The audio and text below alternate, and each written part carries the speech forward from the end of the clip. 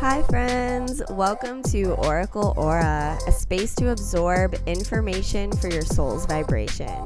My name is Jada Christina, and I'll be your host. So today we have a very special guest. Her name is Ari Grant, and Ari and I, like my last guest, also connected on a beautiful retreat in Greece where we had some amazing conversations over the course of a week. She's such an authentic, free spirit.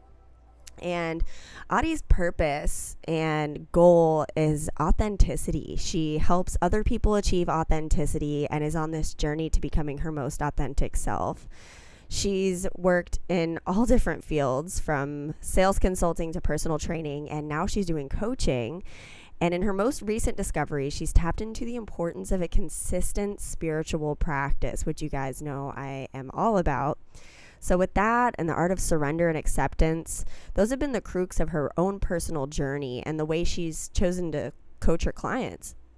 So Adi hopes that with every person she encounters, she may be able to create this beautiful ripple effect of positive change so that they and the people in their lives get to experience a free and authentic life. Enjoy this episode of Oracle Aura with Ari Grant.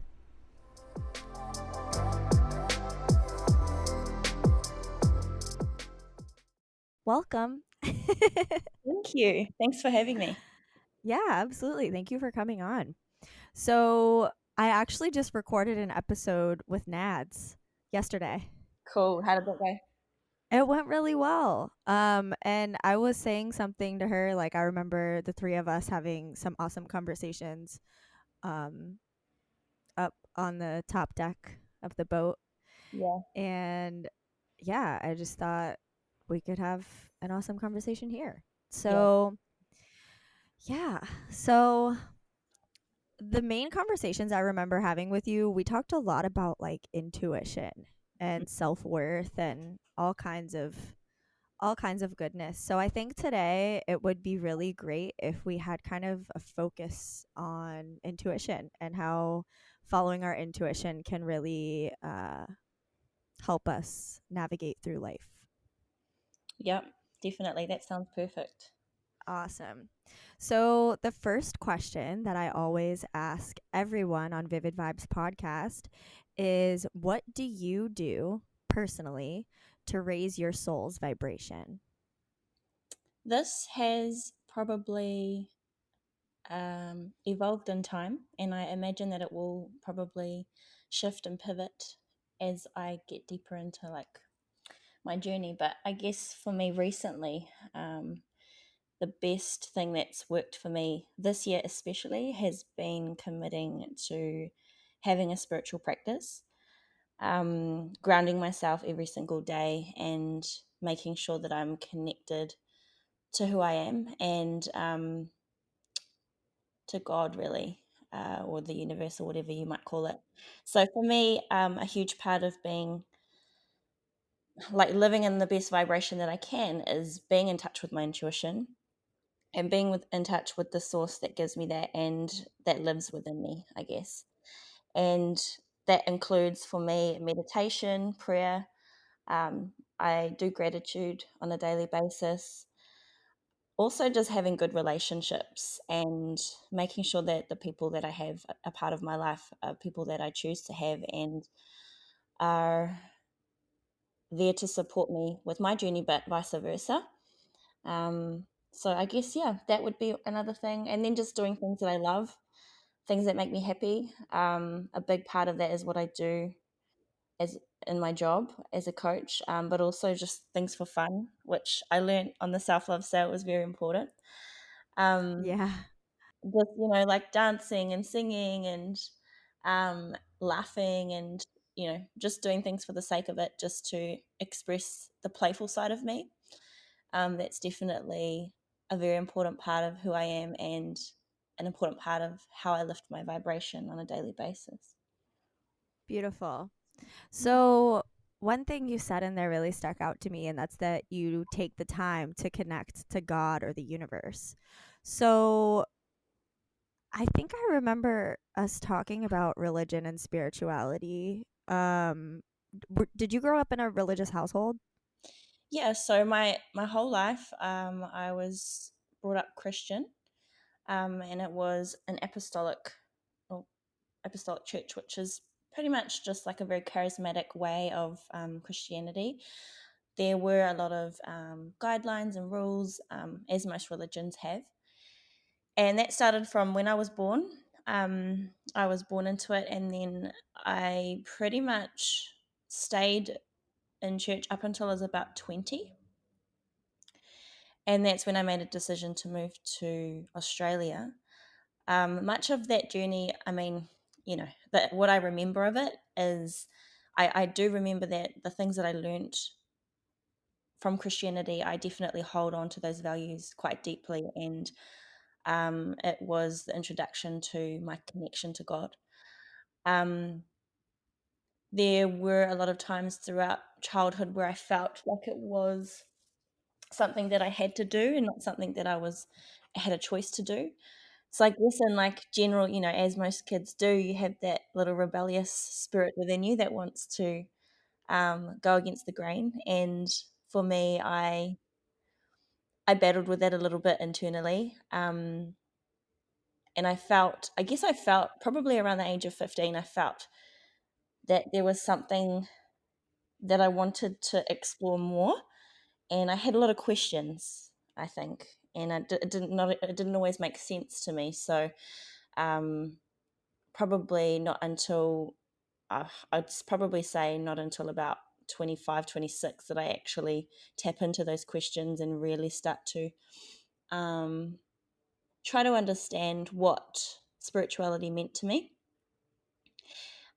But yeah, that's basically like my whole first 20 years of my life was in the Christian environment. Wow.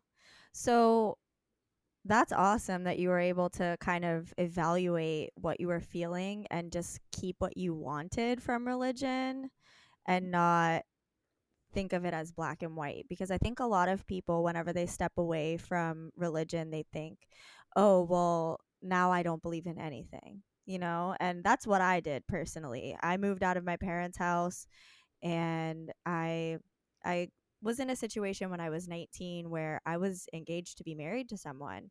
And when I called it off, I kind of just questioned everything. I thought, why do people do this? Like, why do people put themselves through this system that's, to me, was broken, you know? Yeah. And so I kind of swung in the opposite direction, and I just thought, I don't believe in anything. There isn't anything. And then I had a near death experience where I couldn't deny that something out there bigger than me existed. But yeah, that's really valuable to be able to separate spirituality and religion.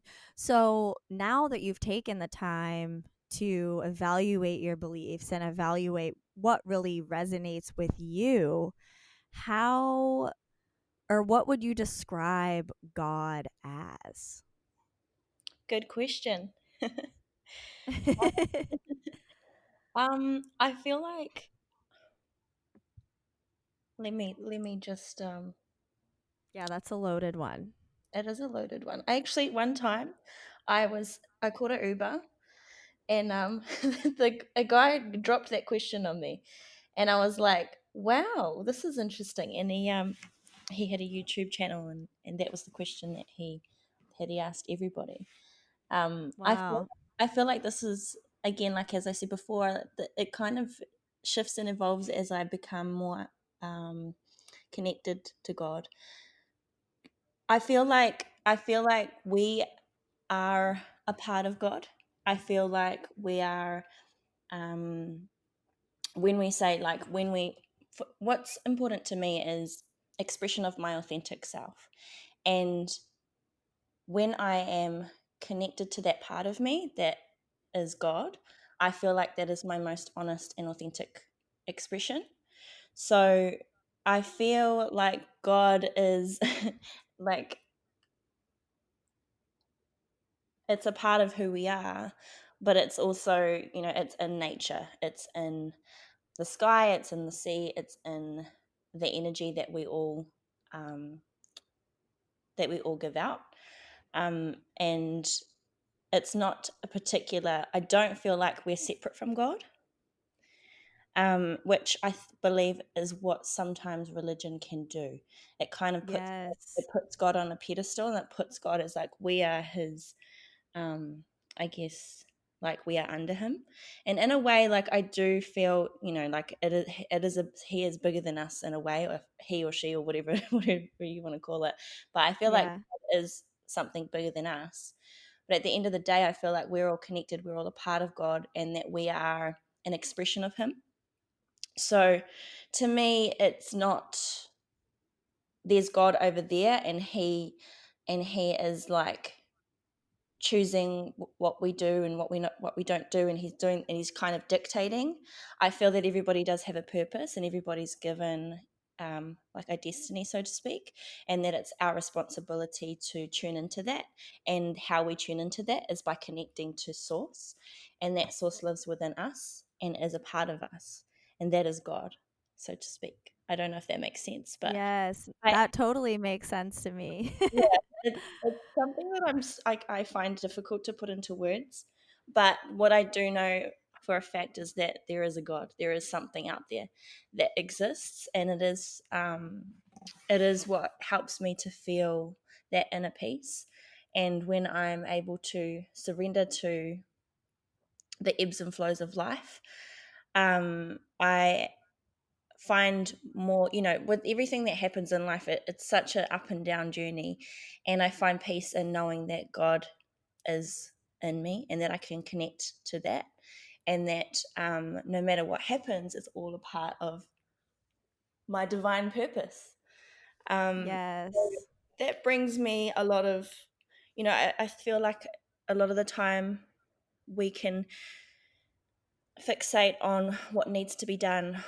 We can feel levels of anxiety or depression, regretting things that we haven't done, or wondering is what if we had done something different, or um, what's going to happen in the future, and da da da da. And so for me, like a big part of having a connection to God is making sure that I have trust, and that I am surrendering to the fact that it's all good. Um, that I have something that has got my back always, and I guess at the same time, whatever it is that you fully deeply believe in, it's going to manifest into your reality. So to me, God has got my back. There is nothing that I can do um, nothing that I am about to face in this life that I can't handle. And with everything that is, that causes me to feel pain or suffering or discomfort, is for my own good, and is for my soul evolution, and for the growth of who I am meant to be in this world. It builds resilience and strength. It allows me to be able to capture and embody who I'm meant to be, and allows me to be able to connect to more people. And I think at the end of the day, like the more that we are in tune with who we are, um, the more people that we can influence in a positive way and help in a positive way. And even if it is just planting a seed of hope, that things can be better. It doesn't mean you have to make a drastic change in somebody's life. It could be that you plant a seed, and 3-4 years later they think back on that seed and think, oh, I remember Yes. when Ari said this to me, Absolutely. and and it means something to me now, and so now I'm going to do something with it. Um, so yeah, I think it's important to acknowledge the little things along the journey that may not you may not think that it means much. Like, having a little 5 minutes of meditation today could be the one thing that makes me not, if I go into a situation later in the day where I don't react, and it doesn't turn into this, bigger than what it needs to be. Um, Right. so yeah, I've kind of gone off on a tangent there, but It's okay. So, whenever I was kind of reframing God, like for me, it really helped me to, like, I started questioning, because we have this clear picture given to us of, okay, well, God is this man who is in the sky, and he's this almighty thing that we're afraid of, and he looks like us, and like all of these things that we're told in Christianity, which if you believe that and that feels like your truth, awesome. Like, keep doing what you're doing. If that works for you, awesome. Mm, But spirituality itself is such an individual experience. mm, So when I started questioning Christianity and started to kind of step back into spirituality without religion, I started to reframe the way that I saw God. And I mm, started saying things like the universe, source, the great mystery. And now whenever I pray, I say, "Dear Goddess," or I'll try something else just to challenge my ego's set beliefs, mm, because of course our egos, they want to have everything figured out, right? They want us to feel safe, and by mm. having things figured out, we feel safe. Yeah. So by switching that terminology around, I was really able to, like, kind of just what you're saying, connect with that energy that is love. You know what I mean? That energy that exists within us, around us, in between all living things in the entire universe. To me, that's God. Yeah. So there's so many ways. If you're listening to this and you think, "Oh, well, I'm not religious, like I can't have a relationship with God." What about the universe? What about source? You know what I mean? And, like, I'm not saying this to sell you on something. I'm saying this to let you know that you're so not alone. Even when there's no people around you, you have this magnificent power within you. You're literally made out of the same things as stars. Like, that's so cool. Like, we're drops in the ocean, but we're also the ocean in a drop, you know? Mm. Mhm. So, how has following your intuition kind of guided you onto the path that you're on now? How has it helped you in your life? It's helped me significantly, and it's led me to where I am right now. Just going back on what you were saying before, how people talk about, I'm not spiritual. I think intuition is probably a more received word because everybody knows, everybody has that gut feeling, everybody has that little niggle in their soul or in their heart that tells them yes, this is good, or no, this isn't. And for anyone who doesn't like to claim that they're spiritual, or doesn't like to claim that they're religious, you can't deny the fact that you have an intuition and you have a gut feeling. And to me, that's just another label for God, for God speaking to you and you being connected to source. And so whether you like it or not, you're connected. How connected you are is up to you, and how much you acknowledge that is up to you.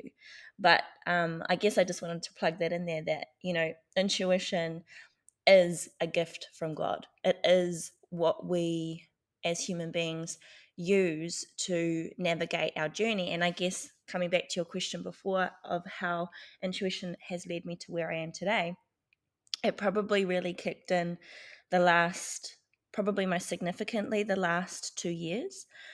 So for me, back in 2018, I went on a trip with my sister to Hawaii. And on this trip, I kind of was in search of something. I was looking for an answer.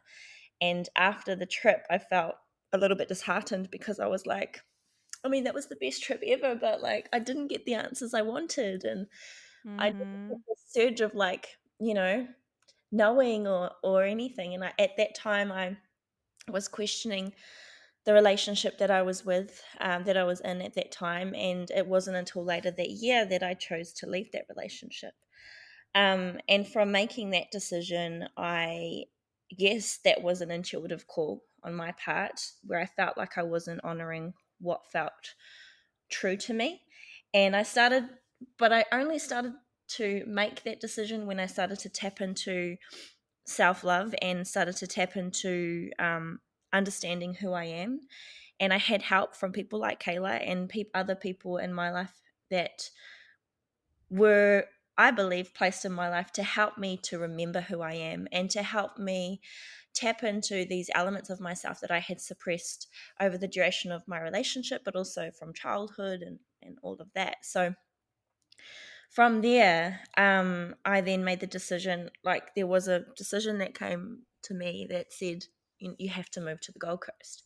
And it made no sense to me because it's not a place that's in Australia. It's not a place that I ever felt that I wanted to live, but I just knew, for whatever reason, I knew that I had to move here. So I did it. And in the process of making that decision, I got back together with my partner that I was with at the time, and we started to sort of navigate what a long distance relationship. But and me stepping away from that relationship and living in a different city, it meant that I had time on my own, and I had a lot of time to explore to really tune into my intuition, and I did have to experiment a little bit.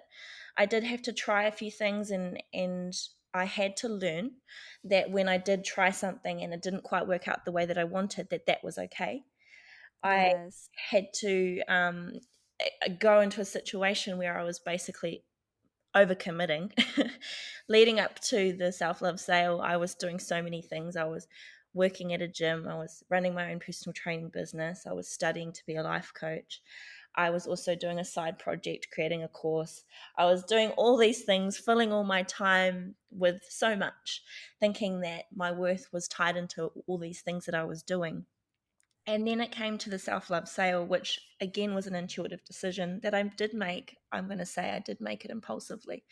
Um, and I was just like, oh, I would love to go to that.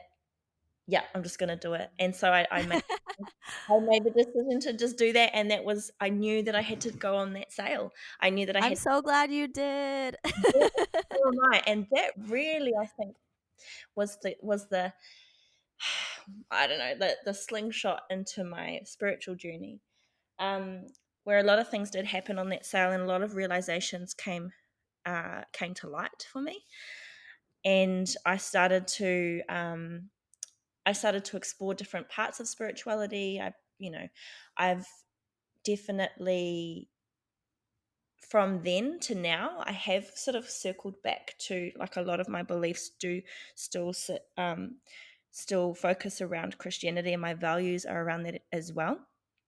What I have done, though, is taken, like what you said, I've taken bits and pieces of spirituality and bits and pieces of Christianity, and taken what resonates with me and what sits well in my heart. And growing up, that wasn't okay, but that was just either you're this or you're that.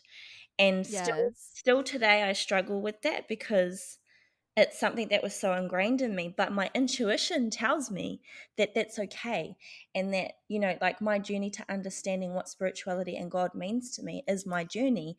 And there's no right or wrong way to do that. And that's where I started to come to this level of acceptance of, you know, like, when things don't work out, or when things are going a bit down the shitty track, it's all good. Like, and there is something there that has got my back throughout the whole process. So after doing the self love sale, I was awoken to the belief systems that I had within myself, and that had stemmed from childhood. And that was a big part of my another big part of my I guess awakening, was realizing that I didn't believe that I was enough, and I didn't believe that um, the talents and the skills and everything that I had to bring to this world was of much value. So I then took it upon myself after that to refine my belief systems. And to be honest, it's not really been until this year that I've fallen quite beautifully into knowing that I am enough, and knowing who I am, and actually truly believing that. I have my moments of doubt, of course, and there are moments of scarcity and things that I'm still trying to unwrap and unpack. But there is such a big part of me that has shifted, where I am a lot more certain, a lot more clear on what I'm here to do. And it's not so much about me now, it's about what changes can I make in people's lives that can then have a ripple effect on the generations to follow. So it's no longer Yes. about Ari and what Ari wants, and which is a big important part. It's a big important factor because it then gives people permission to do that for themselves. When they see that, they think, I want to do that. That's something that I want to feel. So that's an important aspect of it. But on the larger scheme of things, it's not just about what happens in my circle and in my close community. It's what happens thereafter, and how the people that I impact, how they impact their communities, and so on and so forth. So it becomes this big, huge, just from me making a decision to put myself first and to connect to God and to listen to my intuition and to go to that sale, I've now created change in so many more people's lives just by hearing and tuning in and taking action on the little niggle that was given. And intuition to me isn't me pushing. Intuition to me is a pull. And it's something that you just it's undeniable, and you just feel it, and you're just like, I have to. You don't know why sometimes. You don't know how. But it's something that just must happen. And so, Yes. yeah, and it's just, I can't explain it. And even the fact that now I am moving to New Zealand, um, and that was definitely not on the cards for me. Like, I was not planning to move back to New Zealand last year, for example. I was like, yeah, Gold Coast is Mm-hmm. going to be my spot. And then at the start of this year, chose to, again, I guess relationships are a big part of that, your growth. They are a big part of your growth. So at the start of this year, made the decision to clean cut that relationship that I had, which was a almost 10-year relationship. So since then, it's kind of um, the I guess the voice is louder. The voice of intuition is louder to me, and I've made the extra effort to tune in and to take time, as you said at the start, to take time to connect to God and to make sure that through the good and the bad, that I don't neglect that. And Yeah. that's one thing that I'm actually quite proud of myself, is that it's been very rare that I have, if I have stopped, not done my meditation or gratitude or whatever, um, it might be a couple of days where it's not happened, but I've not left it any longer than that, because I realize how it grounds me, and how in tune I feel, and how much more myself I am when I'm connected to that. And the decisions that I make are so much more aligned, and the people Yes. to, and the opportunities that arise, and everything that just naturally and falls into place. I'm not expecting life to be easy, but and I know that there are going to be things that come up, and I'm going to make mistakes, and I'm going to do the wrong thing. And but then to me, I'm like, well, everything happens for a reason, and everything that isn't so good, it, there's an opportunity for me to make it for good. And Yes. that's perspective, and that's Absolutely. definitely what I've created. I've really tried, I guess, learned a lot about my ego and my higher self, and how the ego speaks to me in my mind, taking the step back, creating space between my conditioned mind and my higher self, and understanding that who I am is not my thoughts, and that I am the captain of the ship. So I get to choose what I think and how I Yes. every situation that comes into my life. And Totally. yeah, when I shift my perspective, like, damn, life's pretty good, like, even when it is shitty, even when things do arise that, and it does hurt me, and it does cause some level of suffering, I soon am able to get to a point of like, okay, what is this teaching me? What do I need to know here? Like, I'm ready, I'm open, I'm willing, I'm able.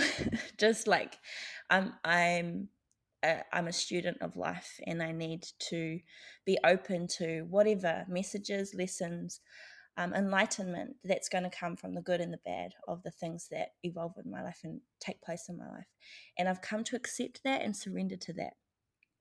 And Yes. Surrender is like what the word that came to my mind when you were just talking about all of that is surrender. mhm, And finding that surrender to the flow and the seasons of life makes things flow so much easier. Like whenever you can acknowledge that you're a part of nature and everything in nature has seasons, and Yeah. you can take a look at where you're at when things maybe aren't going so well and say, okay, well, maybe this time in my life is winter, maybe all of my leaves have fallen off and I don't have any fruit right now, but Mm. spring is coming, and you just surrender to that flow. Then it's almost like you get those lessons that you're looking for and you get what you're meant to learn from it so that you can grow. But if you stay stuck in this cycle of woe is me, why am I not happy? Then you just prolong winter. Yes. And that so resonates with me right now too, because the last, I guess, 6 to 8 weeks have been the most beautiful 6 to 8 weeks of my life, but have also been my winter. And it's been a time of retreat. It's been a time of things just rising and light being shed to, or light being brought to patterns, belief systems, just things that have from my whole entire life just happened to pop up all at this one time.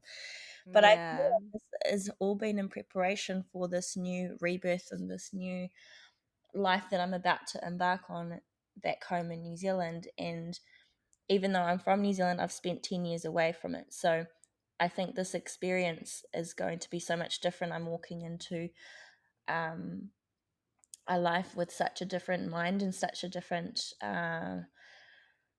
belief system. I think that it's spring is coming. Spring is coming, but Yes. which is cool. I mean, it means that there's some beautiful things that are about to bloom. Um, Yes, you're gonna grow all the fruit, girl. yeah, I believe it. Also, really quick, I just want to clarify to everybody who's listening that whenever Adi is saying niggle, like that means like a gut feeling in your stomach. That's not something that we say in the United States, but it's spelled Niggle. Yeah, It's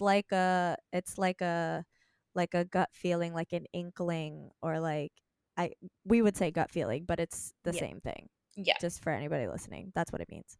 yeah. Um, Yeah. and that, no, I mean, one thing as well that I guess I want to add to that is that I feel like with everything, when I am connected to God, I feel like I'm also being guided. Um, I'm being guided and reassured that the path that I'm on is the right path and the right path for me.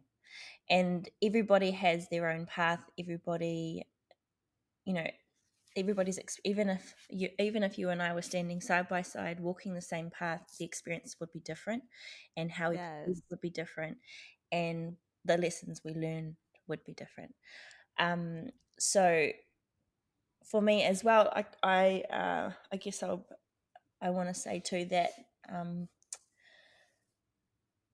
5 years ago my dad passed away, and that was probably a big part of my shift in my spirituality too, because back when that happened I felt betrayed by God. I felt like, how could you take that away from me? And that victimization, like about what you were saying before of woe is me, that definitely took a toll on my life for many years after that happened.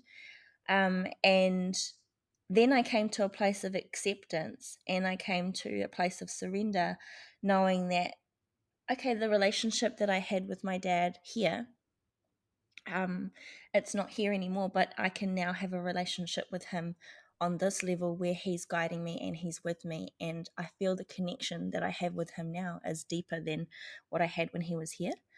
And that he is a part of the guiding process of my journey. And he is a part of the niggles and the intuitions and the pulls that I get. And some people might not believe that, but for me, it reigns so true for me.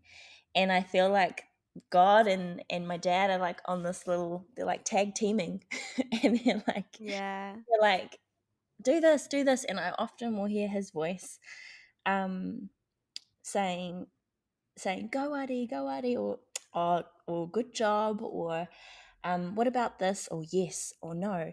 And there's so many questions that I've had that I've been like, what do you think, Dad, or what do you think, God? And because I've taken the time to ensure that I have this consistent spiritual practice, I feel like the answers come pretty quick. Um, but what was also funny about spiritual practice and about intuition and the niggles and all of that kind of thing is our human mind often will question and doubt that. And you'll get the answer plain and simple, and you'll be like, hey, no, but I don't know about that. But what about, give me another sign, give me another sign. And all the signs come, but the human mind doesn't want to believe it. And then that's when it comes down to, okay, well, what is it that's stopping me from receiving my blessing? It's these belief systems that I need to shift and change, that my conditioned mind have allowed over the years, and the continual, I guess, reinforcement of different situations and different things that have happened in my life of, you're not worthy of this, or you're not enough for this, or um, I'm not sure if that's quite right for you, or this is right and this is wrong, and da da da. So um, that has been a big factor in it too, is just being able to, like, when you do hear the intuition speak, when you do hear that voice and it doesn't quite compute in your human mind, and you get all the signs, it's just bringing awareness to that sometimes. And that's what's happened recently for me, is that I've asked Yeah. questions. I've said, hey, what about this? And I've got the answer, but it's like I was just not willing to hear it. And that can Totally. The logical part of your mind wants to make sense of things, but intuition doesn't work like that. exactly. It's like it's definitely a muscle that you have to strengthen to be able to follow your intuition.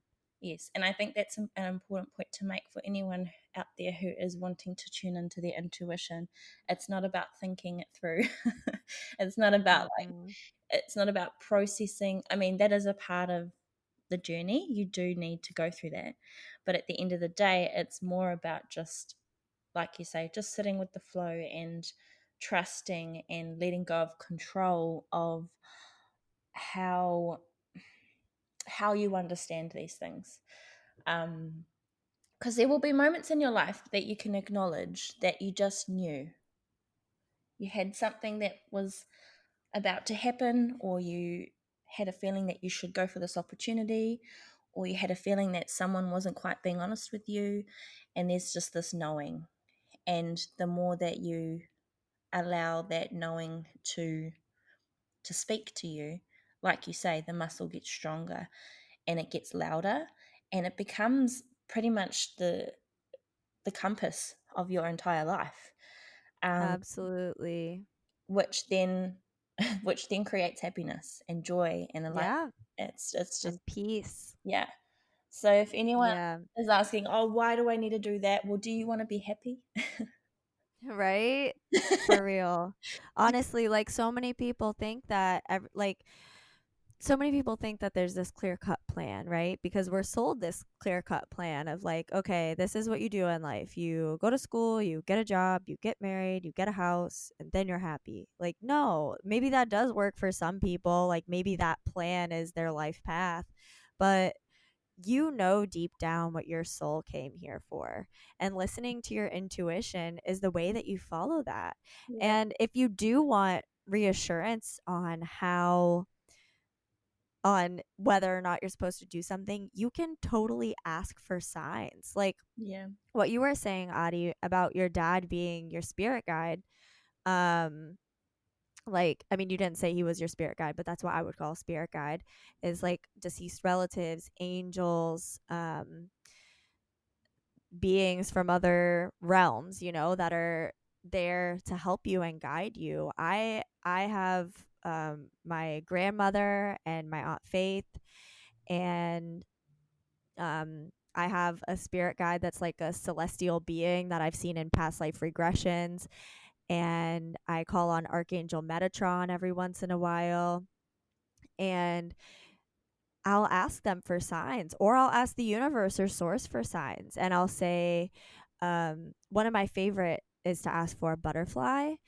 And mhm, usually, when I ask for a sign from a butterfly, the butterfly will fly around me. Like, it's the craziest thing. Like, a butterfly will come within like 5 minutes and fly around me. And I realize, to anybody listening to that, that sounds fucking insane. But honestly, it happens. Like, it just happened to me a couple days ago. I asked, if I'm meant to move forward with this project, will you give me a sign in the form of a butterfly? And literally 30 seconds later, this butterfly came and flew around the table I was sitting at.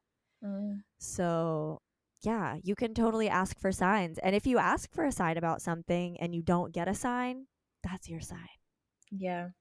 You can, It's being open to it as well. I think that's been a big part of I guess what I do on a daily basis is I will ask God to, whatever I need to see, hear, feel, speak, um, allow me to express that today and allow me to be able to hear that today, because unless we open our heart to the signs, they could be right in your face.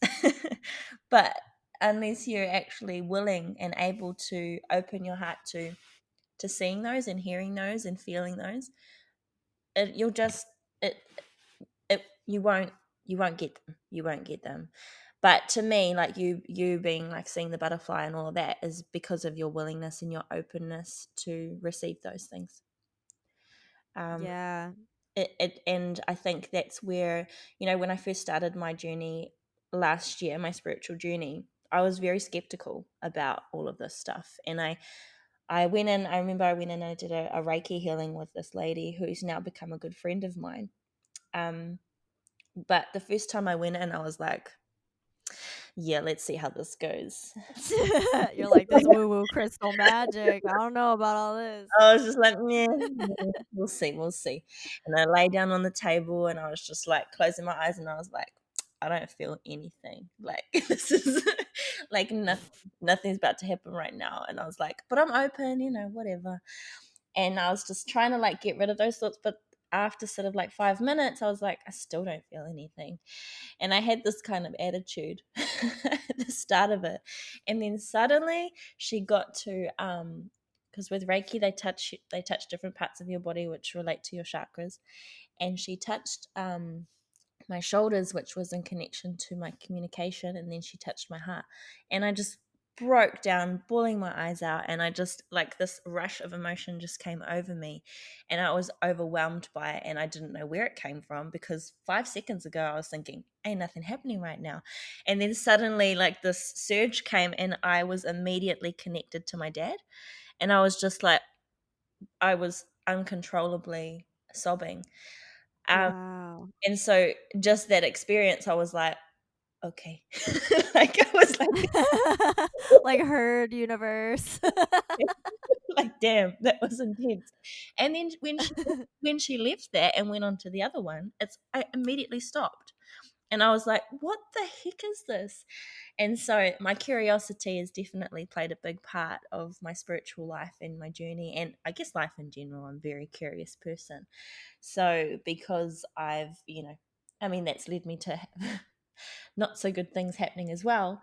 But at the same time, I think, and being curious about life and being curious about what things mean to you and what things mean to others means that you know, you get to know more and feel more and experience more.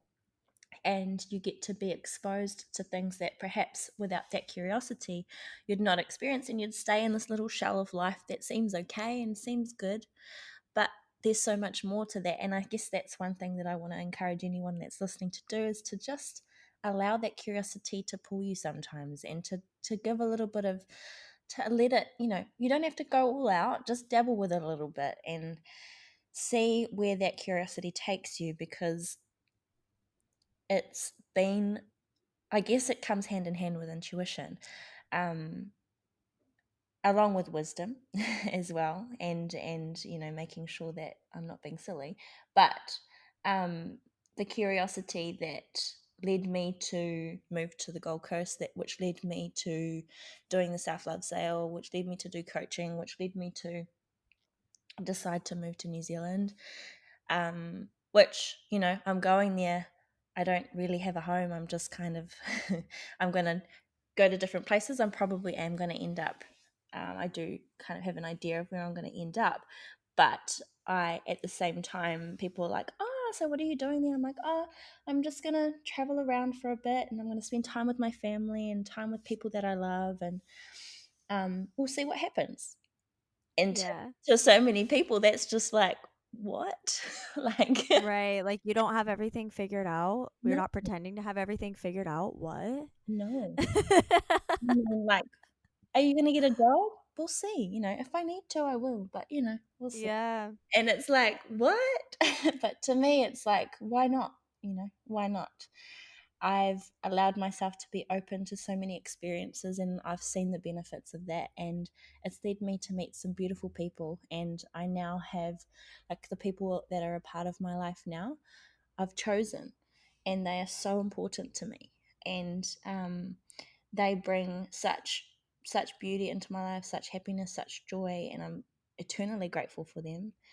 Um, and I know that that even the people that are no longer in my life, they served their purpose, and I'm thankful for them also.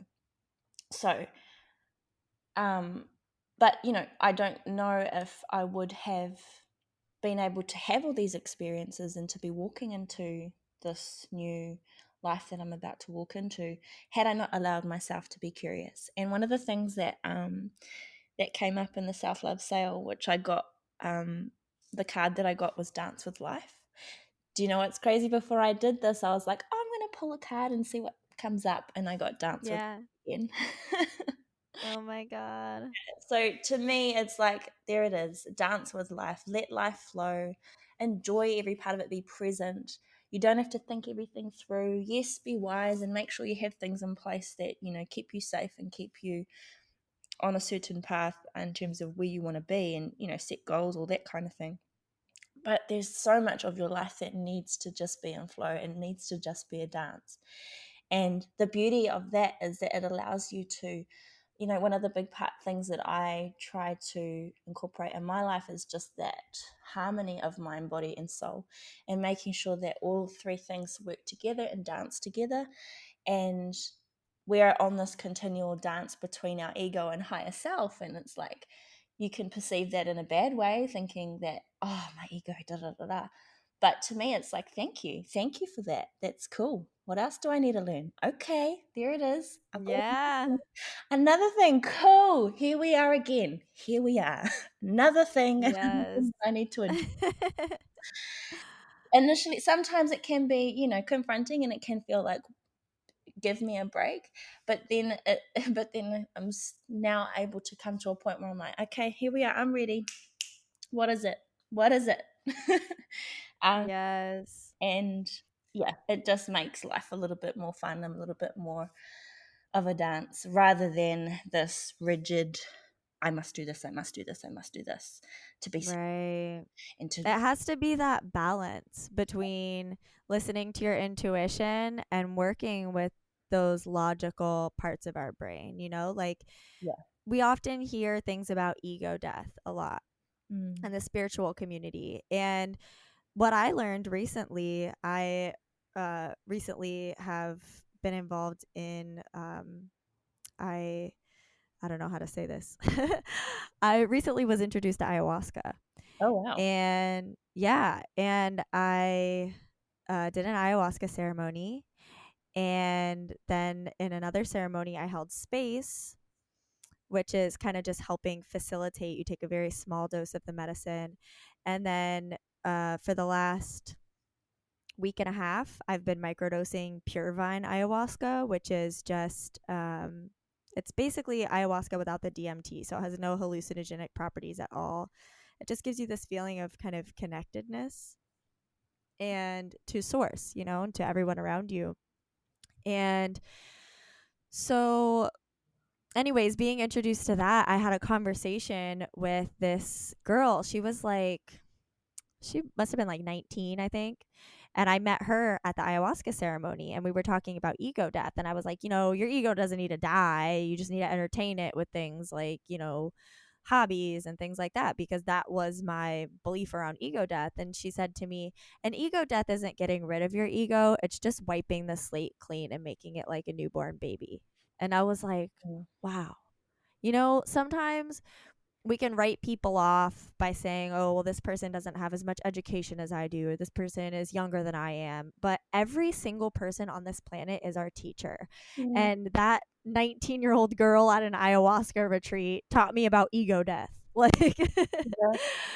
so by learning that and by hearing that, it really reminded me, I do still truly believe that our egos, like the term ego death, can be, it sounds so harsh, right? It sounds like some is our enemy or something, like we need to Mm, kill it. But really, if we, and I speak about this all the time, if we speak to our ego as if it's a child, then not in a way that we're speaking down to it, but more so in a way that we genuinely want to hear what it has to say to us, and we want to work with it rather than against it, yeah. then we can grow so much more rapidly, and we can follow this path that's so much more authentic to us because we're not resisting any part of ourselves, and ultimately Oh, the ego is a part of us. yeah.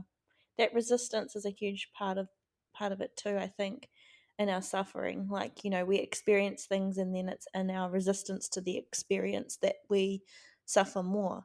And to me that's a part of the ego as well. And it's been so interesting, like, for myself personally, coming to a deeper understanding of what the ego is and the ego death and all of that kind of thing. And I definitely agree with you, is it's not about it dying, but it's more about, I think, just being able to, in addition to what that 19-year-old said, it's it's creating a deeper awareness of when it's speaking and when it's present, and but as you say, treating it like a child, like, hey, I see you, I hear you. What is it that you're trying to tell me? Okay, okay, Yes. all right, I hear you, and like, and then kind of explaining to the ego, like, I know that you feel this way, and comforting it in a way, and just saying, I know that you feel this way, and this is how it is, how it feels to you, and da da da. How about we look at it this way, and how about we see it this way, and see it as something that is helping us, that is allowing us to grow, allowing us to be who we're here to be, and to just be gentle and compassionate, because that is definitely a huge part of our growth in our journey. And I think the ego is the one that steals compassion sometimes. It can be. I feel like when we allow ourselves to feel compassion for every aspect of who we are and acceptance for every aspect of who we are, we're then coming from a place in our journey where we can move forward and flow, and without it being such a struggle. When we come from that place of resistance and condemnation, oh, you didn't do this and you didn't do that, and da da da da da, you can move forward, but the journey is so much more rigid and it's so much more of a battle, and it doesn't have to be that way. Um, so I think I definitely agree with you when it comes to working with the ego and having it be your friend, having it be your teacher, and everyone has one, so there's a reason for it. There's a reason why. Right. Like, it's not Might as well work with it. like we It's all not going anywhere. gotta deal with it. So, you can perceive it as the because I think that's the one thing too that I feel religion can sometimes do, is it kind of demonizes the ego. I feel like I have had conversations with people where they said, "Oh, the devil has said this to me," or "The devil gets into my head and says this, this, this, and this." And to me, listening to that, I'm like, "That's just the ego. It's just Mhm. the ego speaking, and it's not doesn't have to be demonized. It doesn't have to be like this bad thing. You can invite the ego for a cup of tea and then politely say, "Okay, time to go." Like, Yeah. it doesn't need to be this battle. It doesn't have to be a war. You don't have to pull out all the weapons, you know, and it be this aggressive experience. It can be, "Hey, I see you. I didn't invite you. What you doing here?" Okay. Yeah. What is it that you need? Okay, cool. Right. Thank you for that. See you later. Um, and just being a little bit more, I don't know, just not so stressed out about it. Like, Right. yeah. With with working with plant medicine, I've uh so my intention going into the ayahuasca ceremony was to accept myself and to accept others. And I don't know if you're familiar with ayahuasca, but it's notorious for making people purge. So be that through throwing up or crying or going to the bathroom. Um it makes people purge, and it makes people purge their demons. Mm. Ultimately, that's what I think people are purging. Things that are no longer serving them, they're physically purging. And when I was in the ceremony, like I had this idea before where, like you're saying, like speaking to it like it's a child, you know what I mean? Speaking to your ego, speaking to this darkness, like, okay, come have a cup of tea and then you can leave. And like ayahuasca was like invited my demons to like a dance party, and then like and then like murdered them all. Like like it went from like me. Okay, so just to kind of get into the ceremony a little bit and what I experienced with it, I went into it with this intention of accepting myself and accepting others. And lo and behold, I sit down next to this young woman who is making animal noises and growling and making all these like primal moans and stuff throughout the ceremony. And so I'm like, okay, universe, I see what you're doing. Like, I said I wanted to accept other people, so you put the hardest person to accept right next to me. And, at first I was like, okay, just like be accepting, be accepting, be accepting. And then my ego was like, who does this bitch think she is?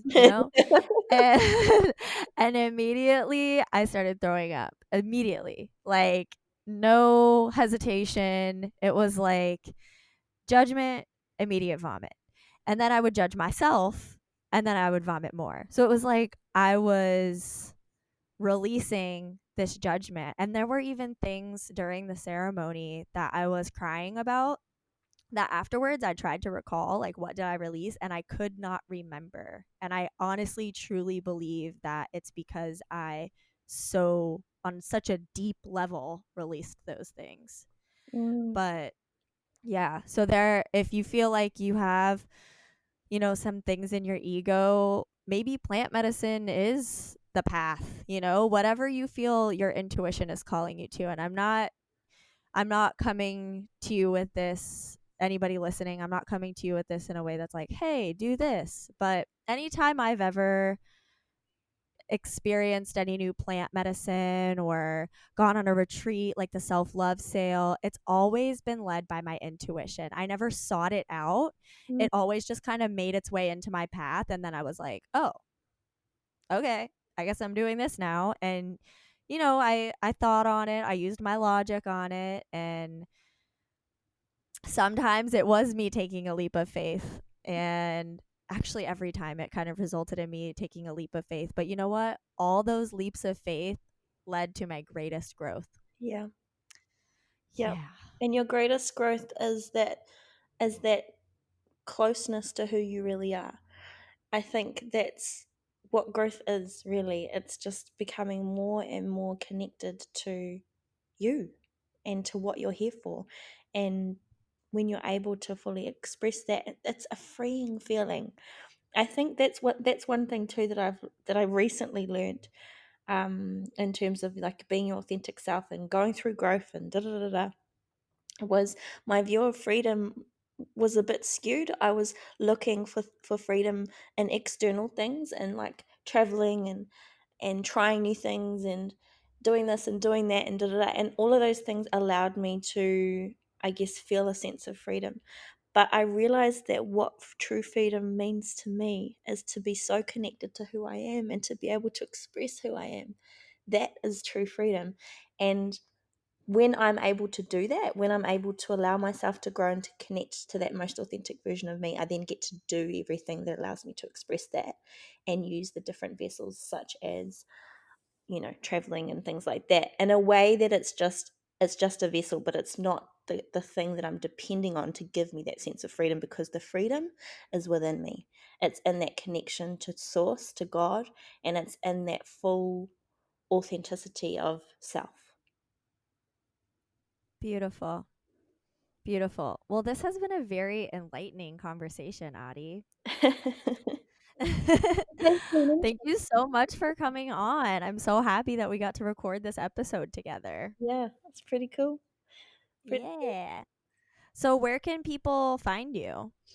Well, I have my Instagram is probably where I'm most active. So my handle is just Ari Grant underscore.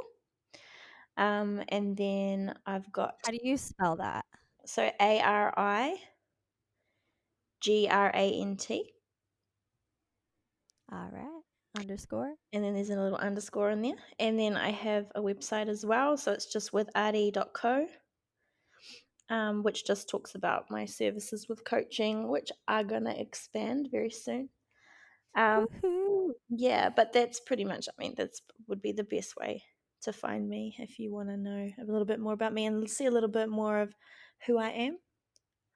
I'm about to go into 14 days of managed isolation, so I'm going to be in a hotel just by myself. So there'll be a lot of self-expression going on, I imagine. It'll be Nice. an interesting experience, but one that I'm excited for. Yes, that sounds awesome. Have you ever heard of Vipassana? No. So, Vipassana is a retreat where you don't talk for like, you can't write, you don't talk, you don't listen to music with words, and they're usually like 14 days long. Oh my Lord. Yeah, I know, right? And lately I just have been feeling kind of called to it and I'm like, "Oh man, but I love talking." I literally have a podcast because I love talking so much. Uh but yeah, no, it kind of just made me think of that when you said you're going into a 14-day isolation. I kind of feel like that's the universe telling me like, "Jada, do a Vipassana." So, Mm. yeah. If you enjoyed this episode of Oracle Aura, please pop over to Apple Podcasts or the iTunes Store and write me a review. I would appreciate that so much. Also, if you'd like to join in the conversation after each episode, please pop over to Facebook and join the Vivid Vibes tribe. Thank you so much, guys. Have a beautiful day. Namaste.